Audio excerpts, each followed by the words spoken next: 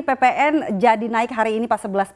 Apakah langsung tercermin di harga jual? Karena pagi tadi jurnalis kami sempat menyisir ke sejumlah minimarket dan belum ada penyesuaian harga nih Pak. Kalau di departemen store sendiri bagaimana? Apakah masih butuh waktu untuk menyesuaikan harga? Kalau memang iya, kira-kira kapan Pak Alfonsus? Ya, saya kira ini merupakan satu cerminan dari komitmen pengusaha untuk berusaha semaksimal mungkin tidak menaikkan harga akibat kenaikan tarif PPN ini. Jadi saya kira itu adalah komitmen yang diberikan oleh pengusaha untuk coba bertahan semaksimal mungkin. Tetapi yang menjadi masalah adalah seberapa lama ini bisa ditahan untuk tidak menaikkan harga. Karena situasi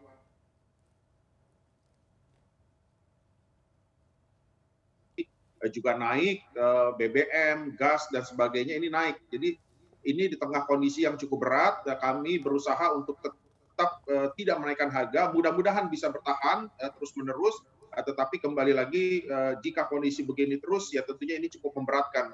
Demikian. Ya, bagaimana pengusaha terutama di sektor pusat belanja Pak Alfonsus menanggapi kenaikan PPN ini? Ya, sebetulnya kami berharap tidak ada kenaikan tarif PPN di tengah situasi kondisi yang ketidakpastian global ini, meskipun memang kenaikannya tarifnya hanya 1%. Memang sebetulnya tidak terlalu besar, tetapi memang situasi dan kondisi saat ini, terutama dari ketidakpastian global ini yang cukup memberatkan begitu. Jadi dikhawatirkan akan mendorong kenaikan harga barang ataupun produk.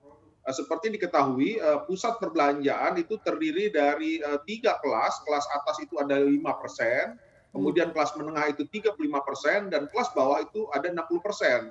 Jadi sebetulnya pusat perbelanjaan itu didominasi oleh kelas menengah bawah 95%. Nah, inilah yang memang sangat dikhawatirkan jika ada kenaikan harga-harga barang ataupun produk akan mempengaruhi daya beli masyarakat di kelas menengah bawah begitu. Jadi ini yang memang akan berpengaruh. Nah, oleh karenanya kami sebetulnya berharap tidak ada kenaikan tarif PPN, tapi kan memang pemerintah sudah memutuskan dan tentunya pengusaha ya harus bersiap untuk menghadapi itu semua. Dan diharapkan oleh karenanya salah satu alasan pemerintah juga kan tarif kenaikan ini dimaksudkan untuk bisa memberikan bantuan langsung ataupun bansos kepada masyarakat kelas bawah. Jadi diharapkan dengan kenaikan ini pemerintah juga segera mengikutinya dengan memberikan bantuan sosial, bantuan langsung tunai dan sebagainya, ataupun subsidi kepada kelas menengah bawah agar supaya kondisi situasi tidak semakin memburuk. Demikian. Ya, ini terkait yang terkena dampak paling besar ini masyarakat menengah ke bawah Pak Alfonsus. Jadi barang apa saja yang sensitif terhadap kenaikan ini Pak? Ya, saya kira beberapa kategori memang kan pemerintah sudah mengecualikan begitu ya, yang beberapa bahan pokok itu kan dikecualikan. Tetapi barang-barang lain juga ikut mendorong kenaikan. Apalagi ini sekarang dihadapi dengan menjelang Ramadan dan Idul Fitri. Jadi saya kira ini juga menjadi satu pengaruh besar terhadap masyarakat di kelas menengah bawah demikian. Nah, dan tentunya juga yang diharapkan adalah bahwa sekarang ini kan semua negara di dunia sedang membuka diri, terutama untuk kunjungan-kunjungan. Demikian juga dengan perekonomian di masing-masing negara juga sekarang banyak negara sudah membuka ataupun mempermudah berbagai kunjungan dan juga di bidang perdagangan.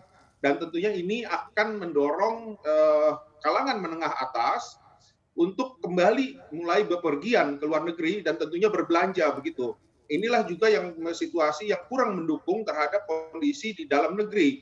Jadi kalau yang untuk kelas menengah atas ini akan mendorong belanja di luar negeri, untuk yang kelas menengah bawah ini akan cukup mempengaruhi daya beli, sehingga secara umum sebetulnya kondisi pusat perbelanjaan ini sekarang sebetulnya trennya sedang naik begitu ya, terutama dari Agustus tahun lalu itu trennya meningkat terus sampai dengan Natal dan Tahun Baru, tetapi sempat tersendat di bulan Februari dikarenakan varian Omikron. Nah, setelah pemerintah menurunkan level dari PPKM dari level 3 menjadi level 2, tingkat kunjungan sebetulnya sudah mulai bergerak naik kembali.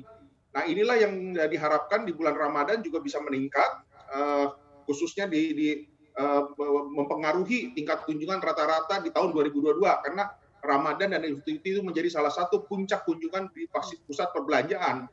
Tetapi dengan ada kondisi-kondisi seperti ini tentunya akan sedikit mempengaruhi.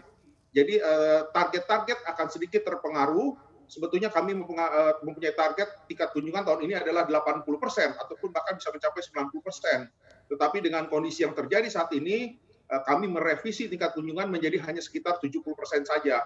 Memang rata-rata tingkat kunjungan target ini memang masih lebih baik dari tahun 2021 ataupun dari 2020, tetapi tetap ini akan mempengaruhi target-target yang sebetulnya harusnya bisa lebih besar lagi.